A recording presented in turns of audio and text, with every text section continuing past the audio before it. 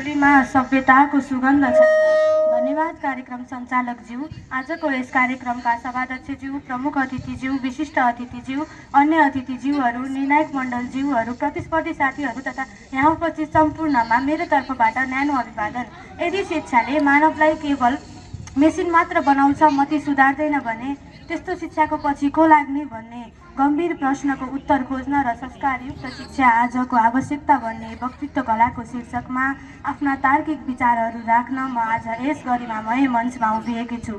सर्वप्रथम त म संस्कार के हो भन्ने बारे प्रश्न गराउन चाहन्छु। सभापति महोदय, संस्कार भनेको प्रशोधित गरिएको राम्रो आचरण वा बानी व्यवहार हो। मानिसलाई अनुशासित बनाउने यो एक जीवन पद्धति पनि हो।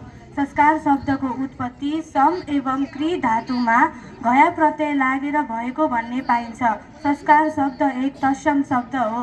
विभिन्न वेदहरूमध्ये ऋग्वेदमा संस्कार शब्दको अर्थ शुद्ध गरिएको भन्ने पाइन्छ।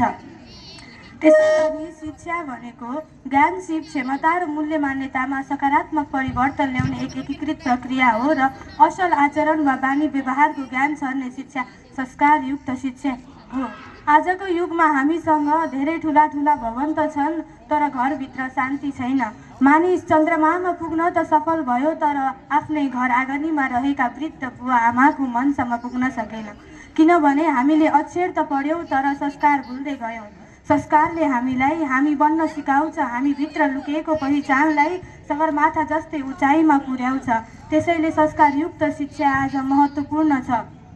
संस्कार बिनाको शिक्षा त केवल सिंहको छालामा गदा जस्तै हो, जुन बाहिरबाट त गर्जन्छ तर भित्रबाट खोक्रो हुन्छ। आजको युवा पुस्तालाई गुगल र कण्ठ छ, तर गुरुको महिमा थाहा छैन। शिक्षाले मस्तिष्क त भर्ला, तर संस्कारले मात्र हृदय सफा राख्न सक्छ। बुद्धि नहुनेको बल धेरै, संस्कार नहुनेको छल धेरै भने झैँ आजका युगमा भ्रष्टाचार बढ्नुको मुख्य कारण नै नैतिक शिक्षाको खडेरी हो। विश्वका कयौँ राष्ट्रहरूमध्ये नेदरल्यान्डका विभिन्न विश्वविद्यालयहरूमा संस्कृत भाषा पढाइ भइरहँदा हाम्रो शरीरका नसा नसामा संस्कृत भाषाका रगत बगेका हामी भने विदेशी संस्कारयुक्त शिक्षा सिकिरहेका छौँ।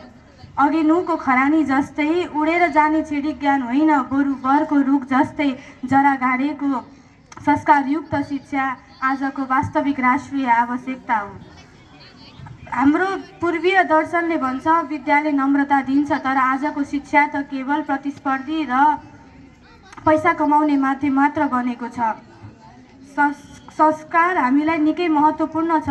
ज्ञान मात्र भएर हुँदैन, हामीलाई संस्कार पनि चाहिन्छ। ज्ञान र संस्कार दुवै निकै महत्त्वपूर्ण कुरा हो। अन्त्यमा म के भन्न चाहन्छु भने हातमा सर्टिफिकेटको कागज हुनु मात्र सफलता होइन। जबसम्म एउटा शिक्षित व्यक्तिले आफ्नो माटोको सुगन्ध चिन्दैन र संस्कृतिप्रति गर्व गर्दैन, तबसम्म त्यो शिक्षाले देश निर्माण गर्न सक्दैन। शिक्षाले हामीलाई उचाइमा पुर्याउँछ भने संस्कारले हामीलाई त्यहाँ टिकाइराख्छ। त्यसैले हामी शिक्षित मात्र होइन, संस्कारी पनि बन्ने प्रण गर्नुपर्छ।